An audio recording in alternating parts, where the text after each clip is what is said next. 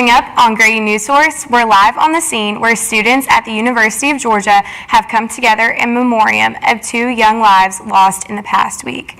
Plus, how Lydia's Place is preparing foster kids for real life as they age out of the system. And UGA Miracles Dance Marathon raises over $1 million for Children's Healthcare of Atlanta. All this and more live at 5. This is Northeast Georgia's only local source for TV news. From the Grady College of the University of Georgia, this is Grady Newsource.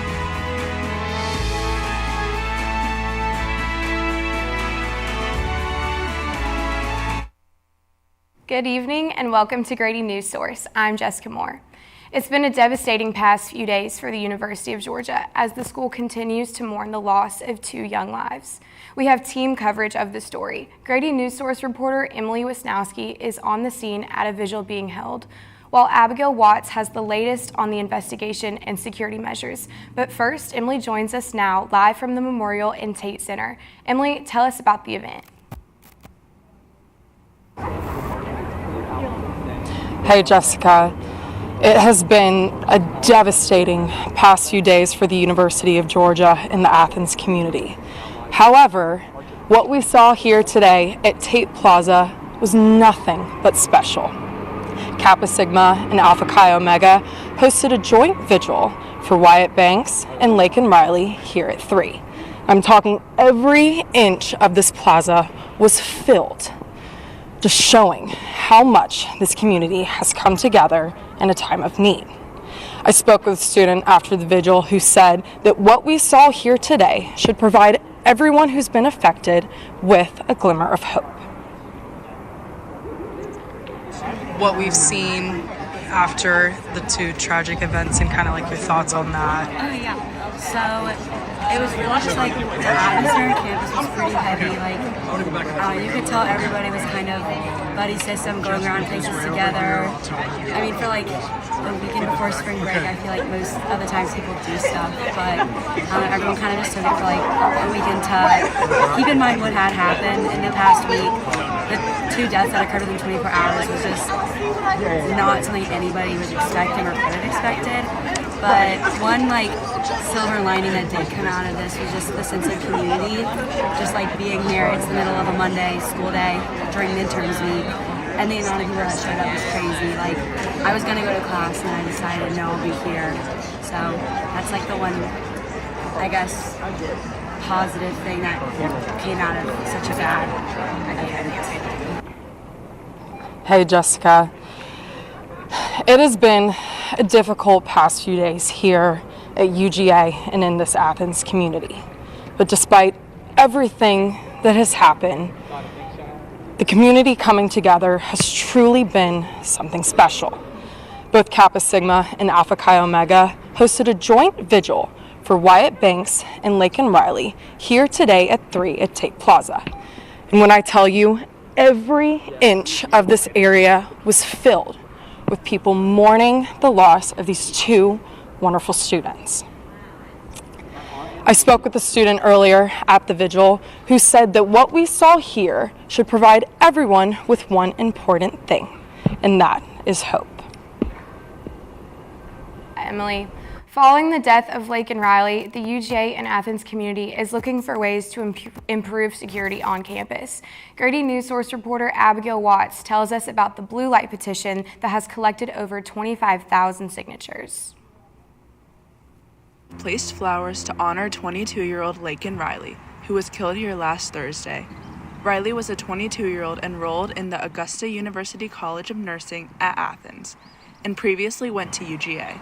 She had been reported missing after she did not return from her run. The University of Georgia Police Department received a call from an individual concerned for a friend who had gone jogging. Emergency medical responders determined that the individual was deceased upon their arrival. On Friday evening, the UGA Police Department arrested a suspect in the murder of Laken Riley. That suspect, Jose Antonio Ibarra, was charged with 7 felony counts, including second-degree murder, aggravated battery and assault, and obstruction of an emergency call. As safety is a major concern at the moment, UGA has encouraged students to download the UGA Safe app, which has a mobile blue light button that immediately notifies the UGA police as well as a friend walk option that displays your location to a selected friend.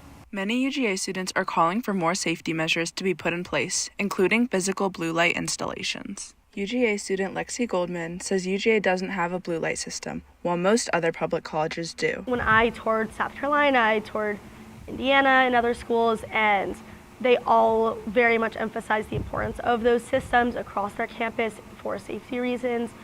A petition to install blue lights created in response to Riley's death has collected over 25,000 signatures. The petition calls upon UGA's administration to enhance lighting systems and install blue lights.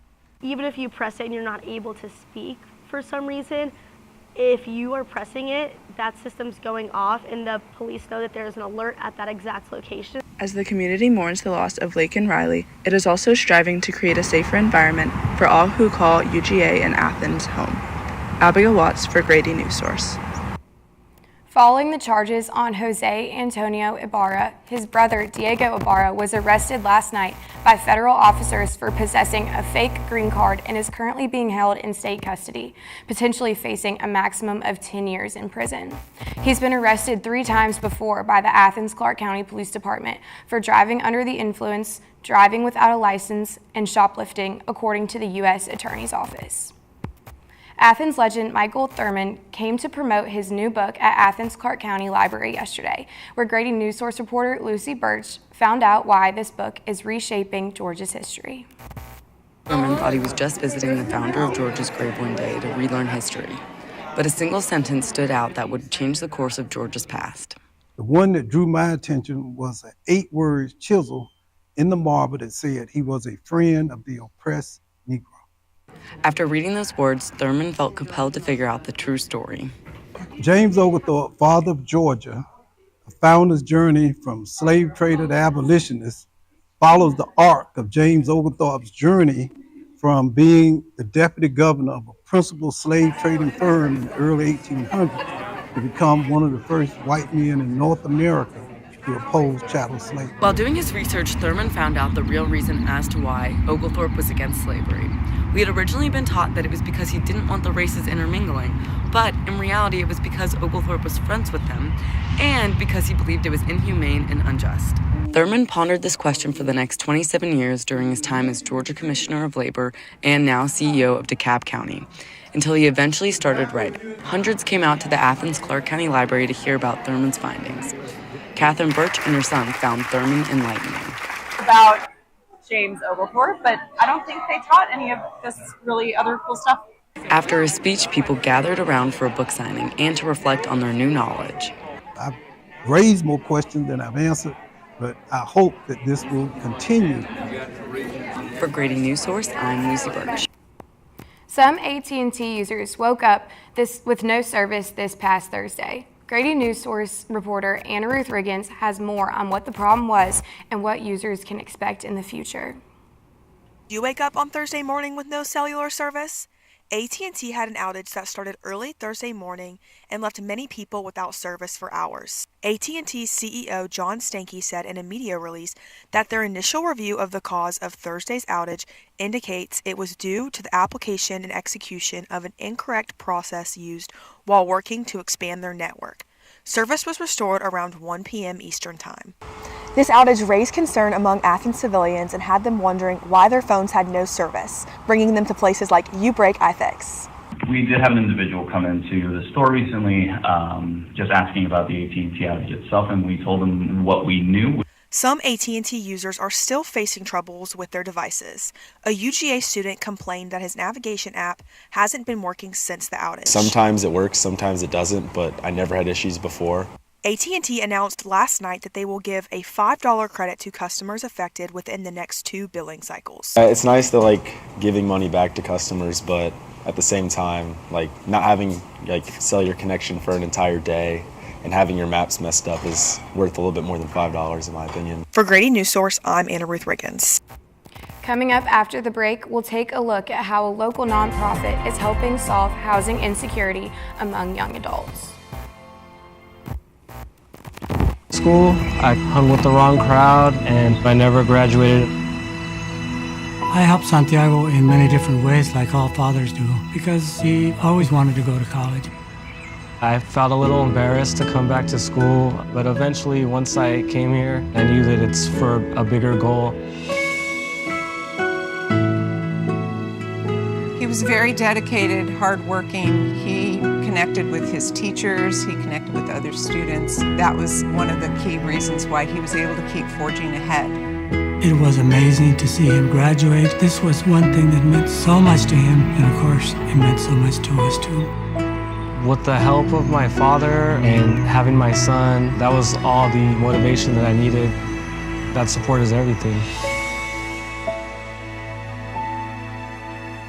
Find free adult education classes near you at finishyourdiploma.org. I think I finally found. Hey, how you doing? Hey, Mason. Hey, Mason. Got a new house. It's looking pretty cool so far. A place that I call home. I'm teaching Louise how to cook some lasagna. It only takes a spark to make a fire start.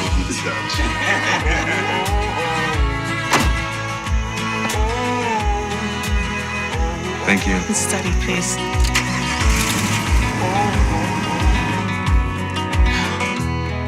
I think I finally found a place to make my own. A place that I call home. This place that I call home.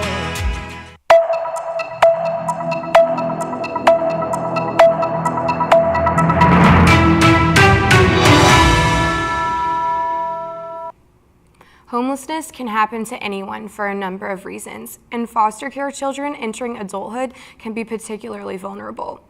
Grady Newsource reporter Mackenzie Baker gives us a special look on how a local nonprofit is helping foster kids prepare for living on their own as they age out of the system. Greg dreams of becoming a detective one day. He's currently taking criminal justice courses to make that dream a reality.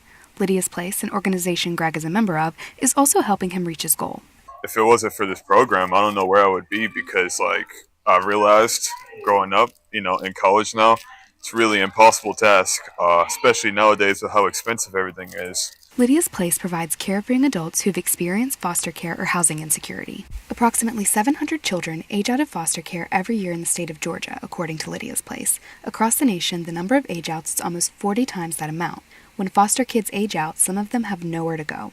Community Outreach Coordinator Taylor Gardner shares how the nonprofit's Elevate program works. In a nutshell, it's all moving parts that equal our students and what they do here and what it looks like for them to launch with us and eventually leave and make sure that they hit those goals. Elevate provides affordable housing and other resources for their students. They are placed in furnished apartments and given access to the organization's boutique, which is stocked with community donations. Students also learn valuable skills such as finances and personal development in group meetings. Assistant Professor and Title VI-E Program Director Dr. Allison Dunnigan says a benefit for private organizations is that they don't have to focus on serving an entire population. They can target and really specialize in high need or very vulnerable populations. Lydia's Place is currently helping 13 young adults through its program. However, there's a wait list of even more kids needing help.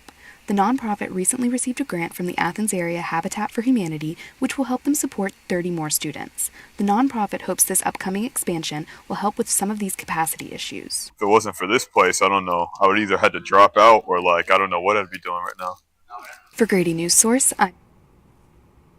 The norovirus cases are rising in the northeastern part of the U.S. Grady Newsource reporter Ashley Simmons tells us how the Athens area can stay safe. Most common in the late fall, winter, and early springtime.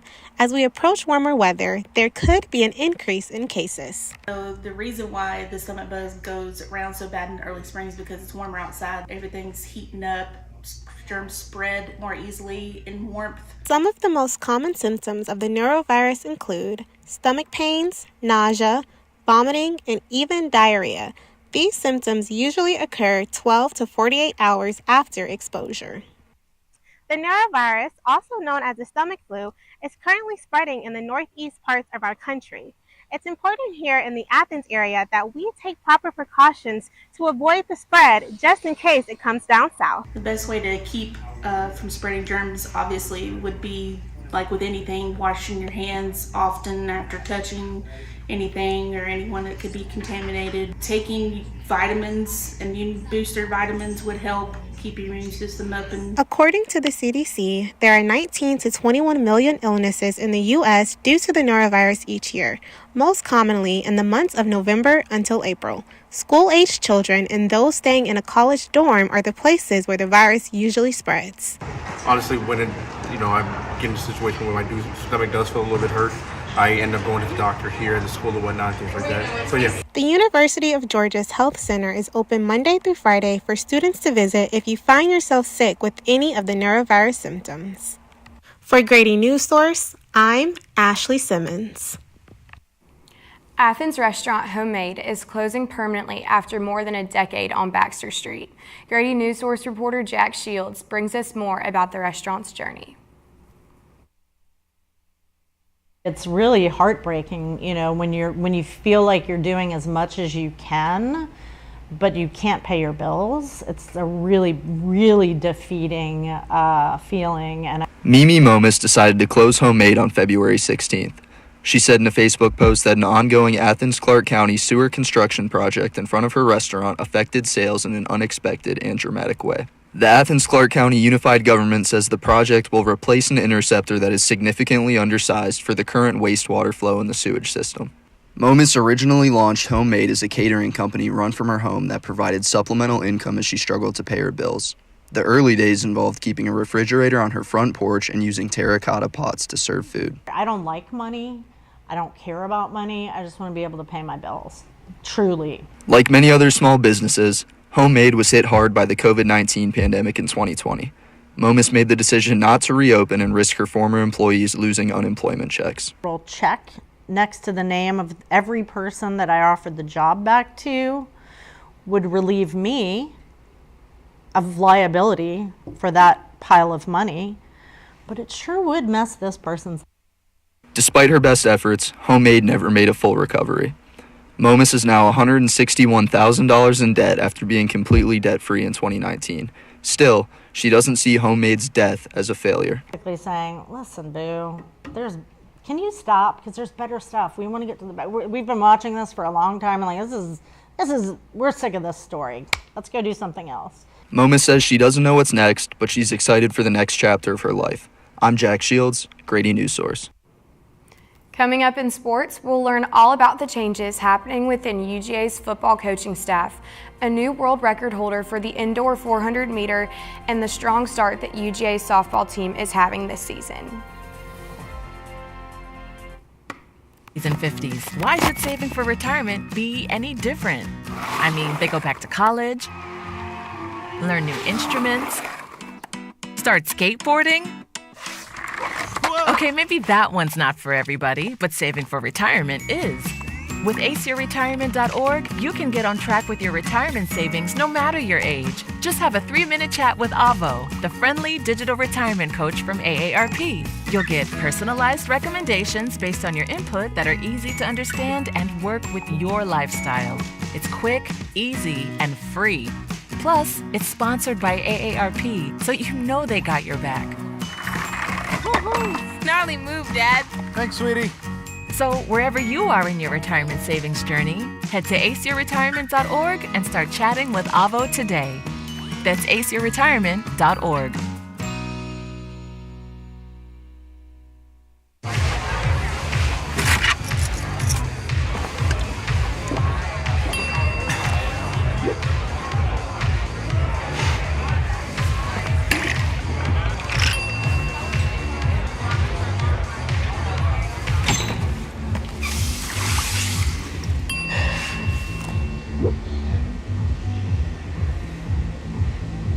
If you need to do something to feel okay to drive, you're not okay to drive.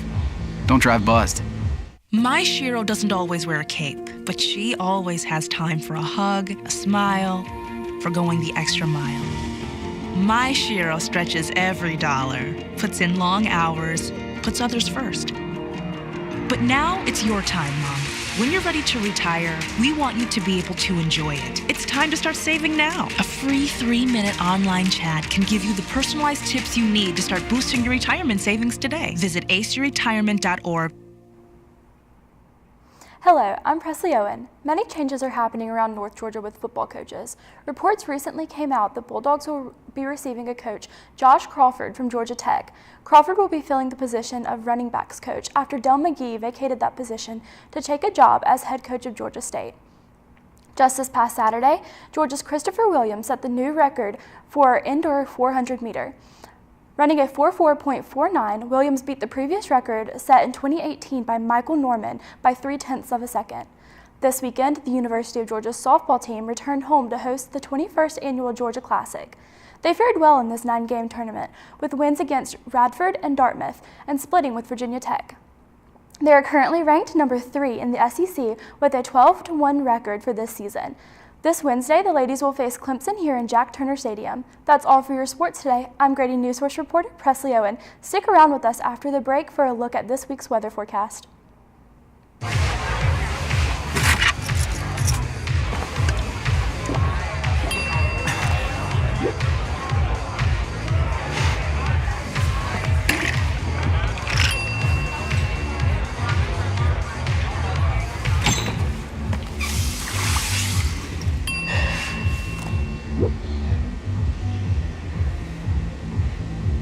If you need to do something to feel okay to drive, you're not okay to drive.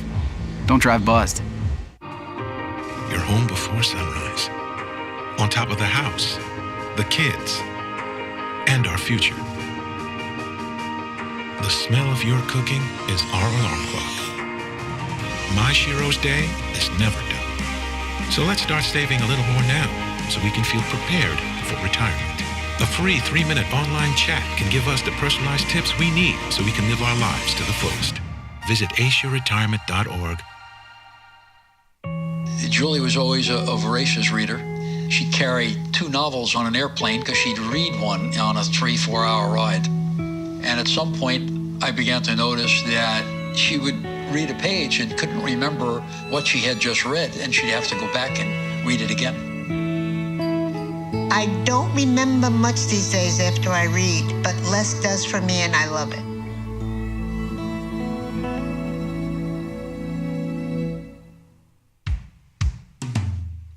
Hey world, I have a quick message. It's about safe driving. All right, let's go. Anytime you're driving, have the seatbelt buckled tight, both hands on the wheel and your phone out of sight. When not in your hand trying to text somebody back, because if you do, your car might get smacked. The moral of the story, just put your phone down. The people on the road will stay safe and sound. Put your phone down, put your phone down. People on the road will stay safe and sound. Yeah.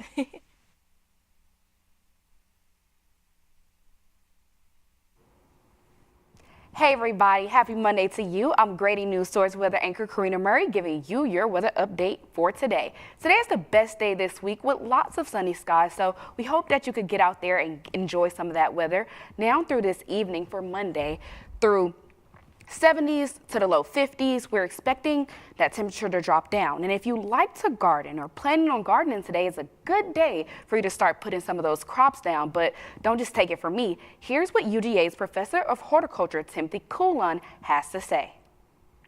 Now you can be planting cool season crops like kale, collards, other types of greens, cabbage, for example. All of those will do well this time of year. Again, some great weather to go ahead and start laying down some of those beds. Now, continuing throughout this very cloudy week, we're going to see some high chances of rain going into Tuesday. You're going to see temperatures at the high of 71 to the low of 59, and we're going into Wednesday. We're going to see chances of rain up to 40%, mainly after 1 p.m. And through Thursday, we're going to start looking at some sunny skies and some possibility of some overnight rain showers. Now, throughout the weekend, we're going to see similar patterns where it's going to start raining, you're going to need a raincoat, you're going to need an umbrella, and it's going to be about a 50% chance of rain. With that being said, that's your weather for this evening. From myself and the team here at Grady Newsource, we hope you enjoy this sunny day. I'm Karina Murray. Coming up after the break, we hear from Watkinsville Mayor Brian Broderick on the approval of the new historic preservation ordinance.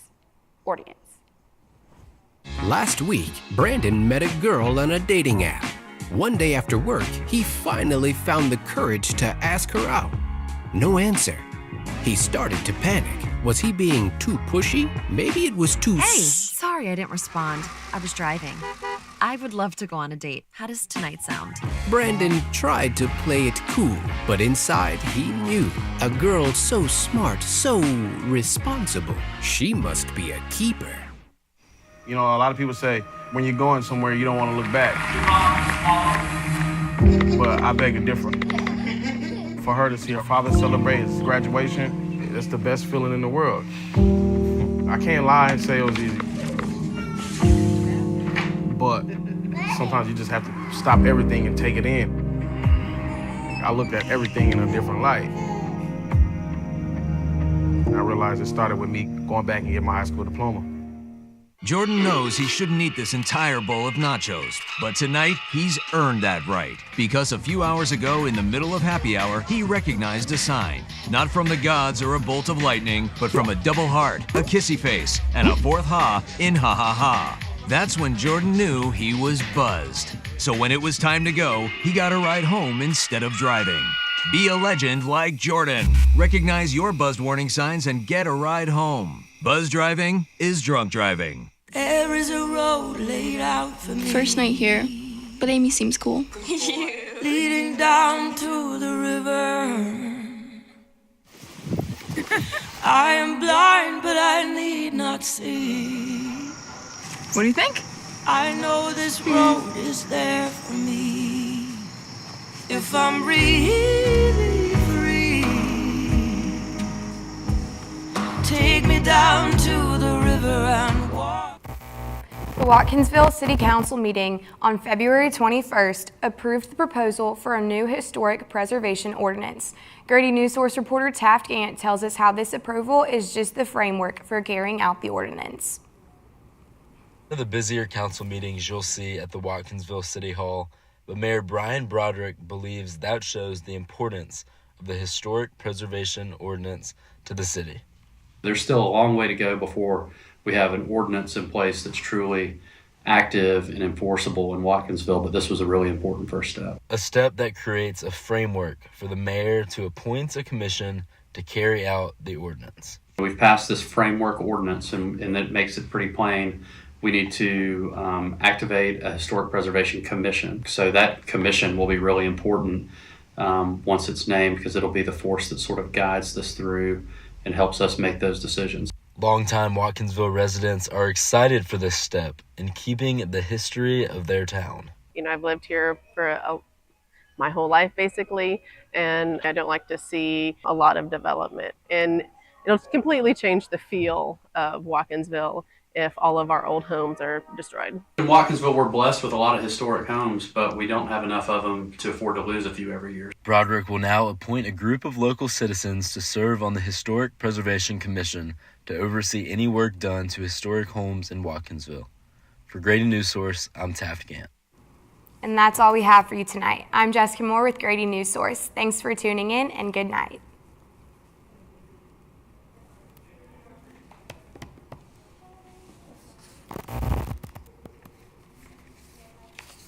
Yay.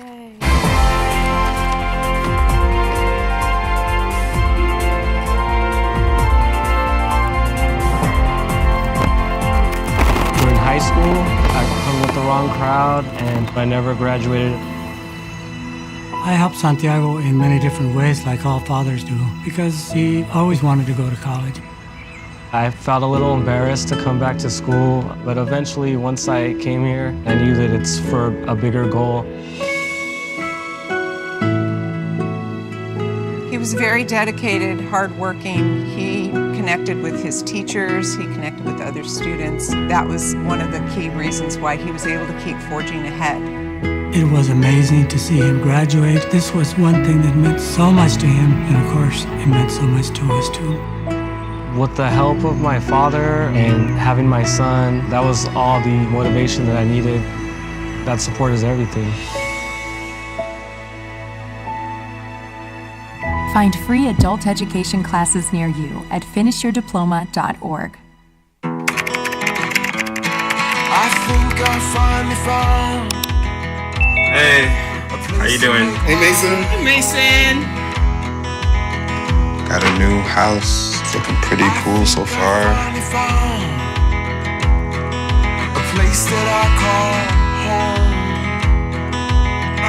I'm teaching Louise how to cook some lasagna.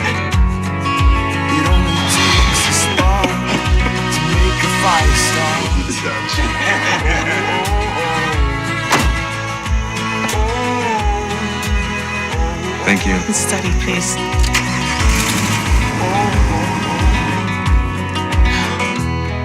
I think I finally found a place to make my own. A place that I call home. This place that I call home.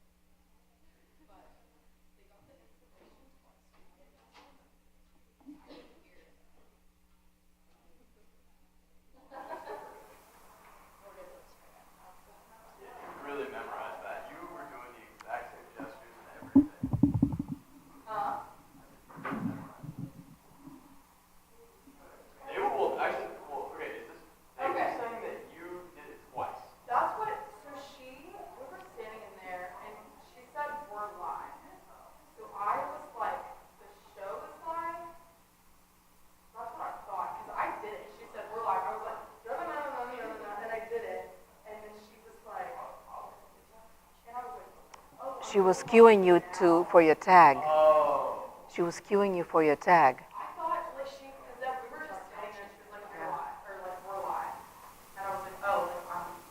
Hi, Jennifer. Can you, I don't know if you see me. No, I didn't. Yes. Yeah, I see you. So good to see you. Guys, say hello to Jennifer. Hi. We are so honored and happy to have you. I have these amazing students who stepped up and did their job despite all the hurt from everything, and I think the world of them, and I'm happy to share them with you and get your advice and honest opinion as to how we can, make this even better. We've hit the halfway point, and so we need you to guide us and to take us to the next level as much as you can. Are you at your office in New York, or are you guys working at home, or? I'm working at home today. Yeah. All right, so I will let you introduce yourself and tell us a little bit about you and your journey, and then your thoughts about how we did. Well, first of all, I'd just like to say that, my hearts go out to everyone, all the students on the campus. It's just so horrible, the news. I can't even imagine being a student and having to worry about my safety. There's so many things as a student you have to worry about just in general, and then add that to the list. So, I really, like I said, my heart goes out to everyone.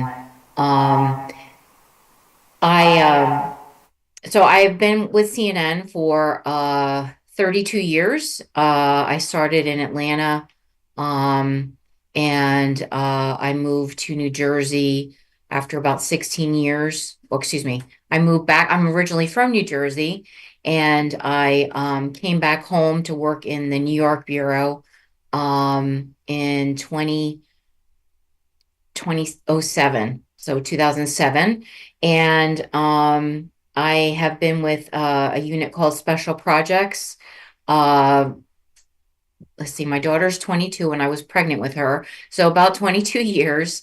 and we produce sponsored content. We don't do a whole lot of news. It's more features, business, travel. We do focus on obituaries, so we do that. We also do Impact Your World, which is not only feel good, how people are doing good in the world, but also on how people can help. For example, we just did something for the 2-year anniversary of Ukraine and how people can donate and help. And then finally, my unit also does longer programming, anchor series. Specifically, we work on something called Champions for Change, which is a nice feel good. What are people doing to rise to who are champions that are doing good in the world, inspiring others to do well and making an impact. So that's really what my unit focuses on. At the current time, I'm leading the unit. My boss left CNN. She wanted to take a break and do some personal things. She left in December. So I've been currently heading the unit over all these initiatives, and we have a total of 12 people that I manage. So currently that is what I'm working on. It's a new challenge for me, and it's exciting, and I'm learning something new every day, but it's a little bit of a challenge. You're here, and what you're doing is something similar that we're doing. If you noticed, we had a solutions journalism piece. So that is like our Champions for Change kind of piece. But we try to keep it, we don't want it to be just all positive. We want it to tell it like it is, this has limitations.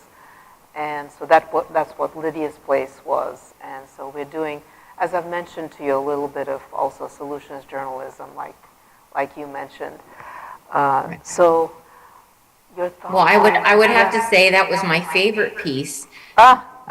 Because, now I'm going to say a big because I don't want to discount any of the other pieces, but that was my favorite piece in that it was a feel-good piece.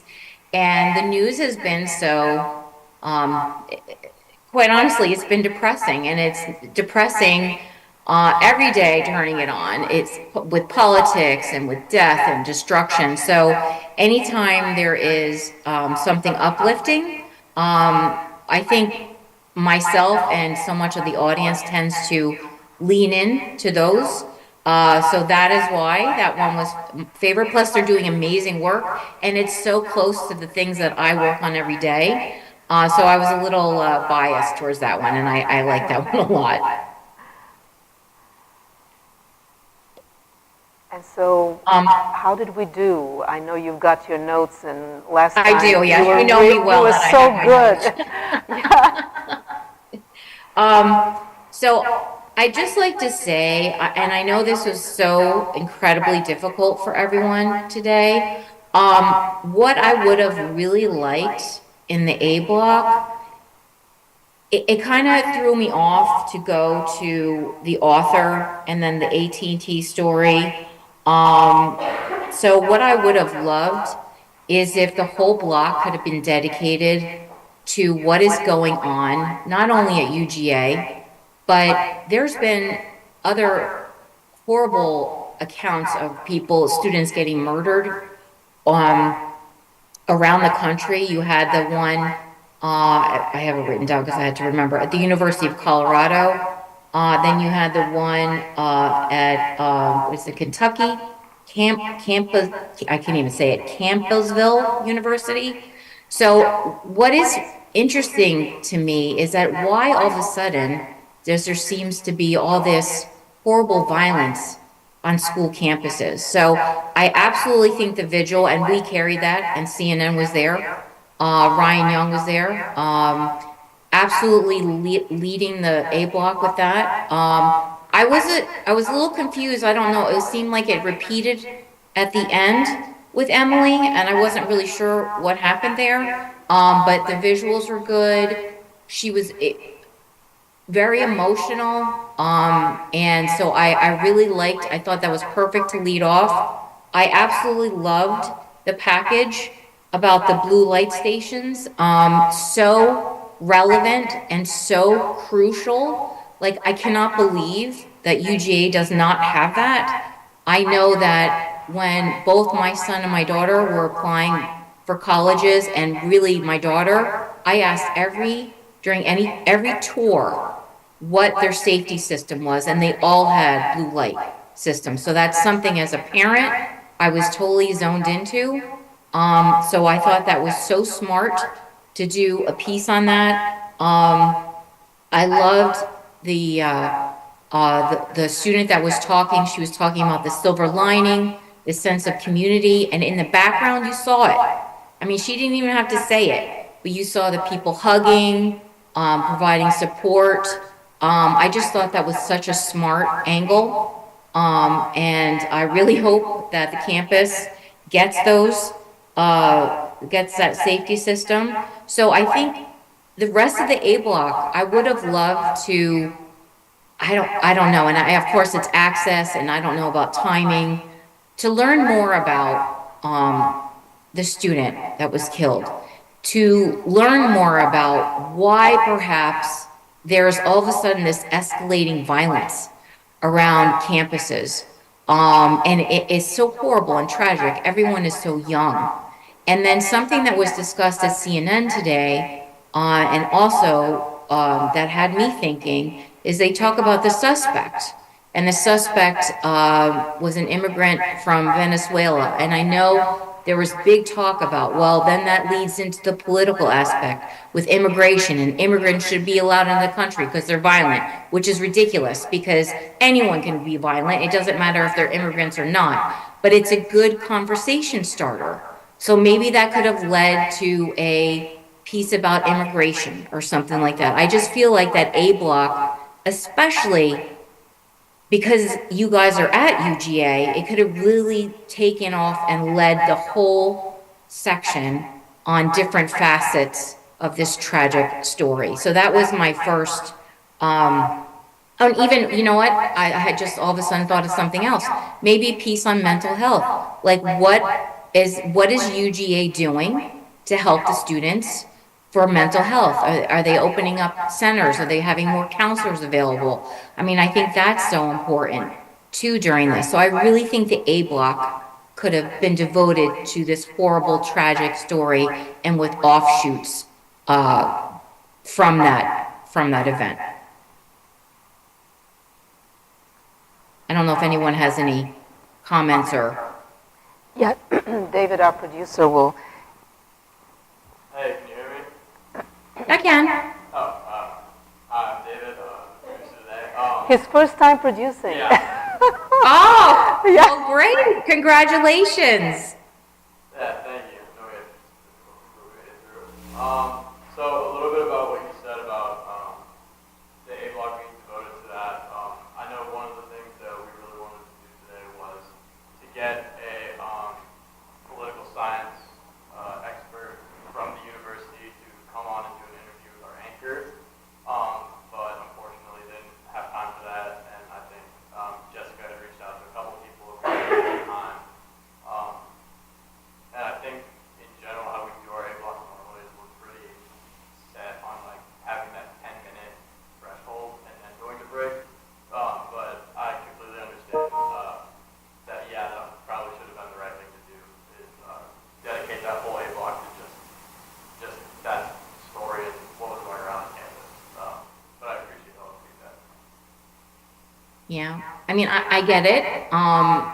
And I know it's a time thing and maybe you couldn't get a hold of people. But it was, as a viewer, it was we took such a left turn to go to that story about the author, Thurman. I was kind of thrown for a loop, and I know you have certain blocks of time, so it's not like you could reconfigure your break schedule or whatnot. But I understand, and I recognize that you were trying to do a little bit more with that. But, you know, with such a big story, there are so many ways and angles to look at something. And one of those amazing angles was that blue light piece. And I didn't even think about that. And it was just, that was a perfect example. And it's not even, it was not sad, right? It was informative. And, it wasn't like, the visual was sad. And then if you did a profile of the student, that's sad. But the blue light, that's a safety and that's informational. And it's not really uplifting, but it's like really great content. So I just can't express that I really thought that was super smart to do something on that. Talking about the author package, Lisa did a very nice job. My biggest criticism with that was because he was shot in front of a window, and I never really saw what he looked like. All I saw, because he's a black man in front of a white window, so his face was so much in a shadow that I never got an opportunity to really see his face. So that was one thing I would say about that package. The AT&T package, I think that was Anna Ruth, and I'm sorry because I'm trying to scribble as you guys are running the packages. I normally don't like packages that start with a question, but I really like that one because it really it made us think, like, okay, it affected so many people, that outage. So I thought that was really smart way to open it. It grabbed my attention. And I love the stand-up because she's like, people went to places like this. And it was the tech store or whatever the name of that place was. So I thought that was really well done with not only getting my attention at the beginning, but the stand-up was really good. So I enjoyed that. And I think that was all for the A block. Did I miss anyone? That's it. Yeah. That was the A block. Yeah. So for the B block, as I said before, special place in my heart for Lydia's place and that package. The one thing I will say, solid package, but this is why you never put someone you're interviewing in a chair that moves. That I was so distracted by the young man because and I'm in one too. See, when someone is, if you put them in a chair in an interview, if it's rolling or it moves, they're a little nervous. Of course, I would be nervous too. So they're going to want to do something in the chair. So you always make sure they're in a chair like that they can't move. And I think that's less distracting. But that was my only part of that I thought it was just distracting to me. So Ashley did the piece on the stomach flu. Let's see. I missed what the student said. I had a tough time hearing, but I really wanted to see what he had to say, because being on a campus, I really wanted to know, was this something that the students were really nervous about? Are they doing anything differently? Like, there was a lot of medical information on that, which was good and informational, but I really wanted to know how the students were feeling about it. I mean, it doesn't rise to the level of COVID, but would have loved to hear more from students and maybe what they're doing and prevention, or if they're afraid of it. So a little bit more personal angle to that one. And then the restaurant by Jack. I mean, it was shot well. I loved her interview with all the shutters, the different colors. She was a little bit of a character. She was like, I don't care about money. And I'm like, what? I with that one, I'm wondering, why do I care about that restaurant closing? Because the restaurant was closing, right?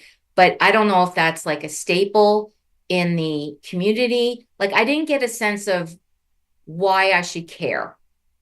And I don't know if Jack has some more that he can enlighten me on that one.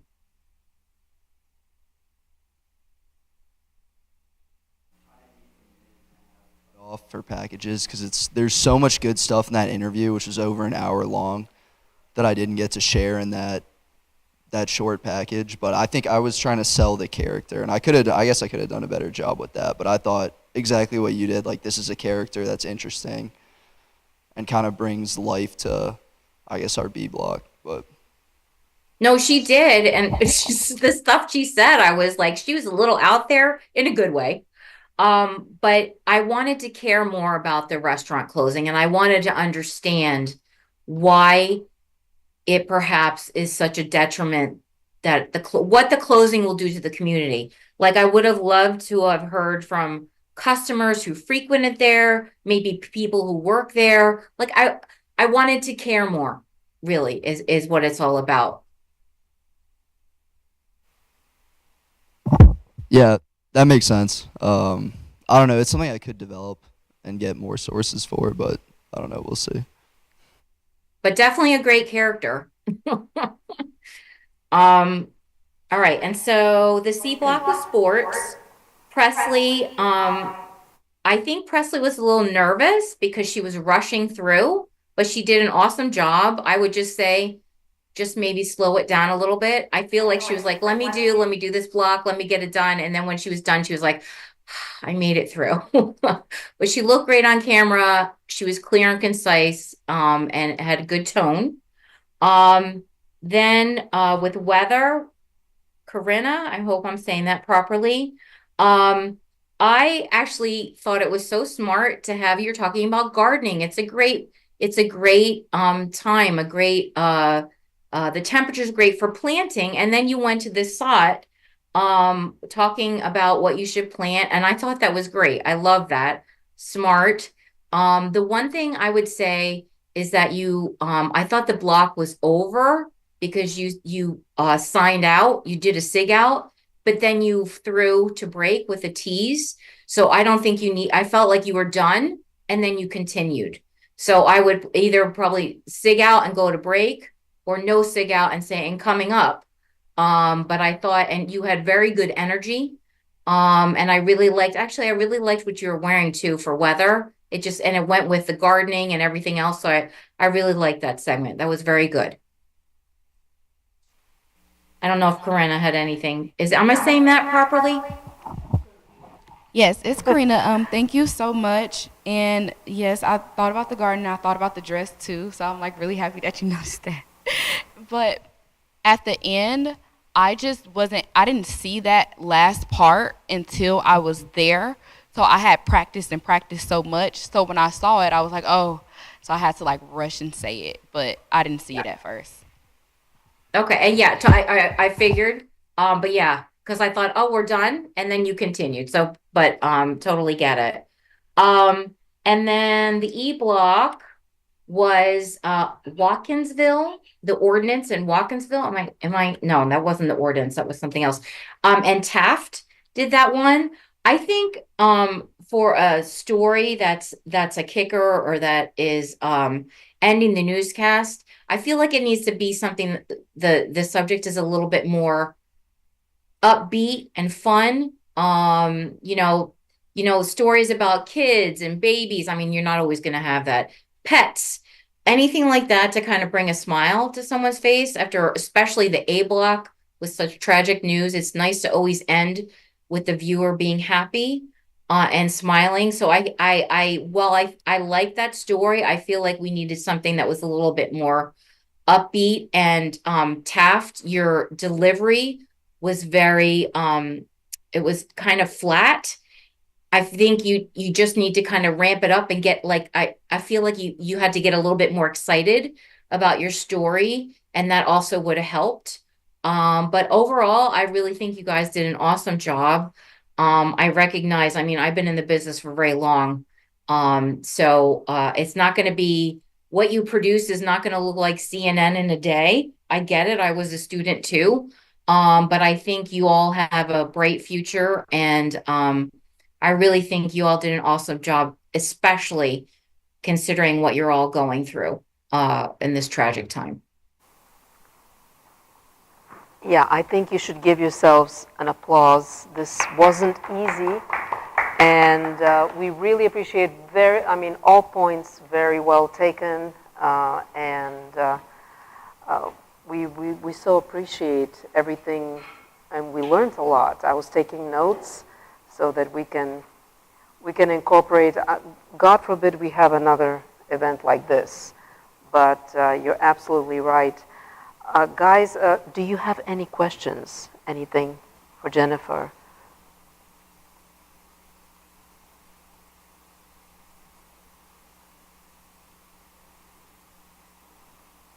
This is a first. No one has any questions. This is my third time doing this. At least someone has a question. Oh, I see someone going for the microphone. Okay. I can ask one general. Hey, I'm Emily. I did the live shot earlier. I guess just because I know a couple of us have done it, but any good piece of advice for just, I think, writing a script and getting on camera and performing and, you know, because that's one thing that I was definitely like freaking out about is, you know, this is a pretty heavy subject and how to deliver it. Just any. No, I thought your delivery was perfect, and if I didn't say that, I meant to say that you were stoic, which was appropriate, and it was not an act. You were very genuine. So I felt like I said, I think I said I felt like you were either nervous or emotional, both of which would make sense. So I thought your delivery and the way you handled yourself, I thought that was really great. The one thing I will say I remember about the lighting, you were in a shadow and the back of you was very bright. So my eye was tending to go to the wall behind you because it was brighter, and I would have liked to focus more on you, but that is just where you're positioned for the camera shot. But I think you did a really, really solid job.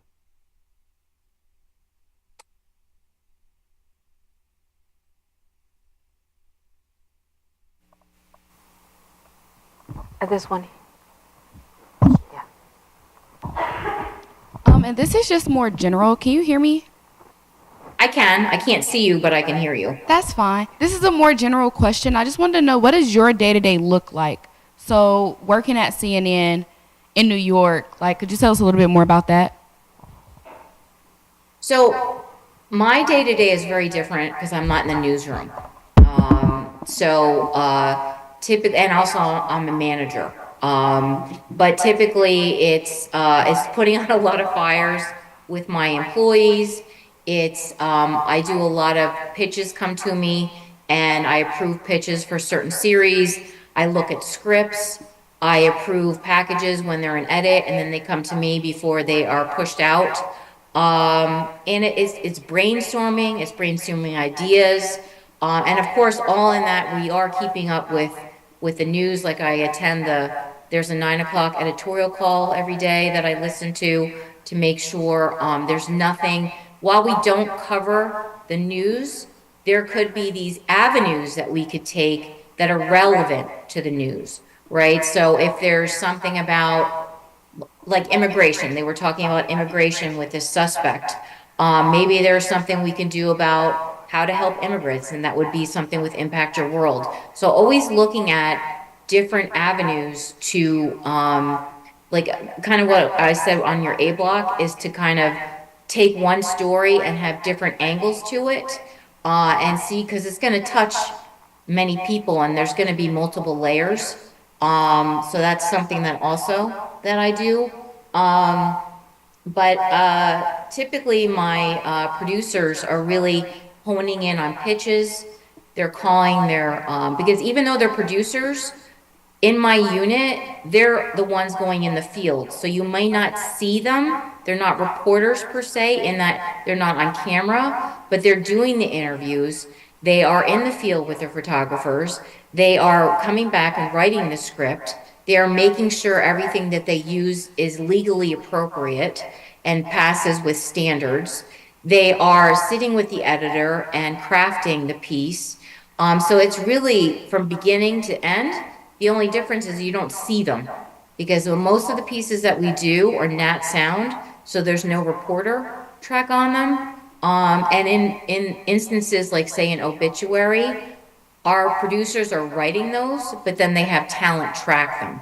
So they're pretty much doing everything from conception to the final part. I hope that answered your question. Yes, it did. And I have one more follow-up question. So we are covering I can't hear. I'm having trouble hearing you. Yeah, take the mic.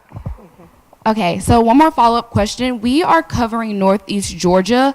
So I kind of look at us as a local station, whereas you are more national, and you are more network. Can you explain to me a little bit of the difference, or what you think the difference or the biggest differences are between network and local? Well, I mean, I think network obviously is you're appealing to everyone across the country, right? But just because you're in Northeast Georgia, so for instance, with the story about the murdered student, right? That's how you can find those local angles. So when I was talking about mental health, it wouldn't necessarily be talking to people across the country. It'd be talking to students. It'd be seeing what they're doing on campus.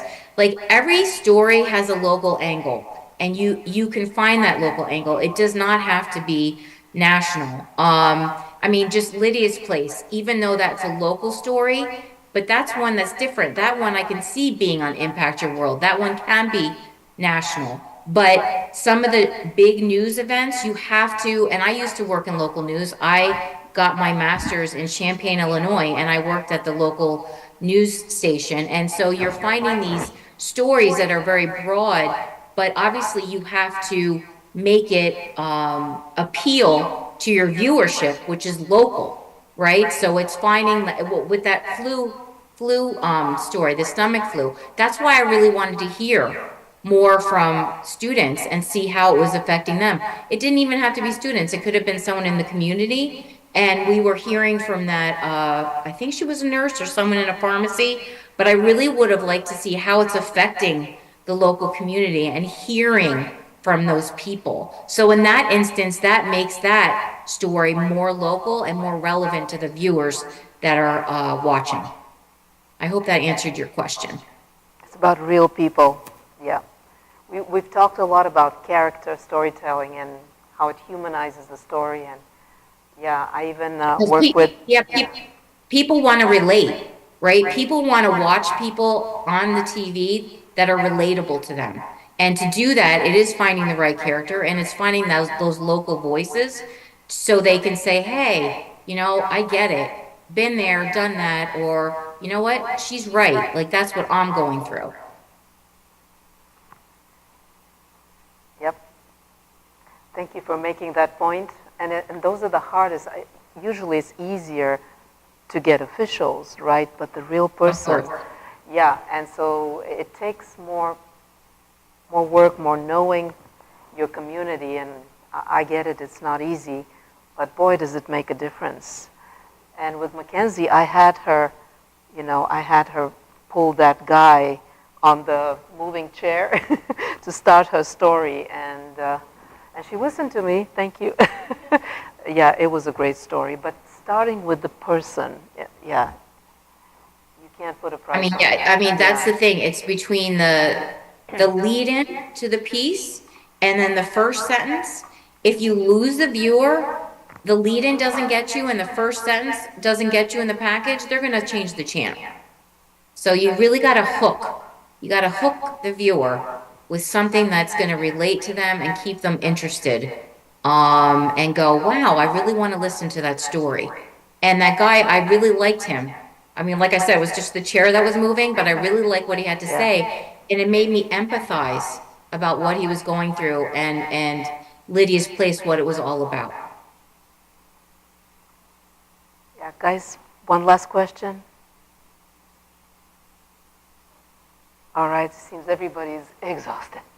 Oh, I get it. But Trust you me. must be exhausted as well, and just giving us this time, despite how busy you are, I really, really appreciate it.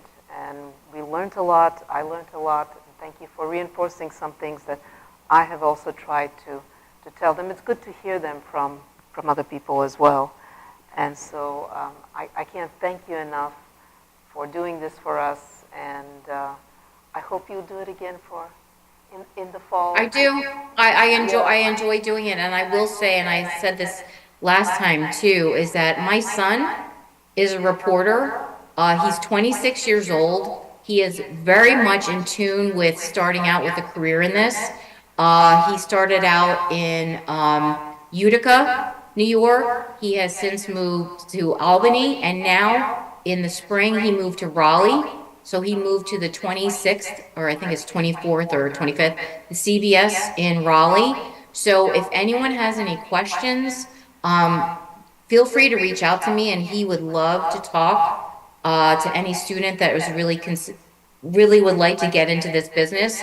And like I said, now he's had three jobs. He's moving up and up and up, and he really has a pulse of what it's like to work in this business, being so young. So I'm sure he would be more than happy to talk to any students about that if anyone wants to reach out to me.